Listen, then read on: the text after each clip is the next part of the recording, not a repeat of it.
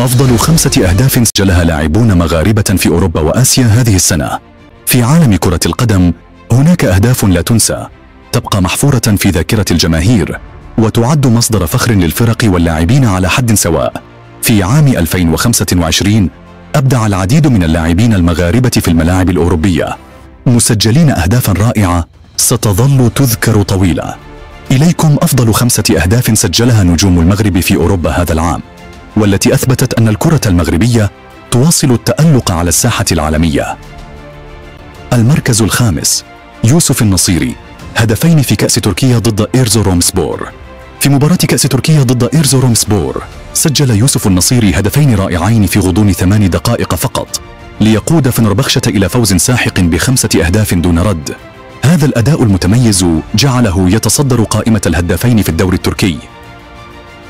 المركز الرابع، سفيان رحيمي، هدف في نهائي دوري أبطال آسيا. في نهائي دوري أبطال آسيا سجل سفيان رحيمي هدفا رائعا لفريق العين الإماراتي أمام يوكوهاما مارينوس الياباني.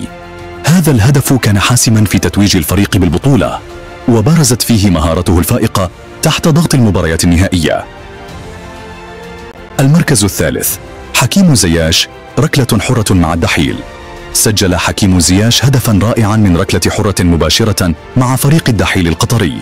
هذا الهدف أثبت مرة أخرى مهارته العالية في تنفيذ الركلات الحرة، ليضيف لرصيده العديد من اللحظات المميزة في مسيرته. المركز الثاني، أشرف حكيمي، هدف ضد أستون فيلا في دوري أبطال أوروبا. سجل أشرف حكيمي هدفا رائعا لفريق باريس سان جيرمان ضد أستون فيلا في ربع نهائي دوري أبطال أوروبا، ليؤكد مرة أخرى أنه من أفضل المدافعين المهاجمين في العالم. هدفه هذا ساهم في تأهل الفريق إلى نصف النهائي. المركز الأول، يوسف النصيري، هدف ضد مانشستر يونايتد في الدوري الأوروبي. سجل يوسف النصيري هدفا رائعا لفريق فنربخشة ضد مانشستر يونايتد في الدوري الأوروبي. الهدف كان نتيجة لمهاراته العالية وقدرته على استغلال الفرص بشكل مذهل، مما جعله يتصدر القائمة هذا العام.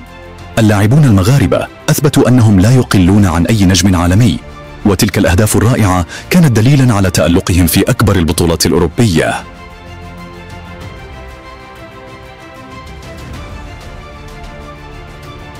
من تتوقع أن يخطف الأضواء الأسبوع المقبل؟ شاركنا رأيك في التعليقات.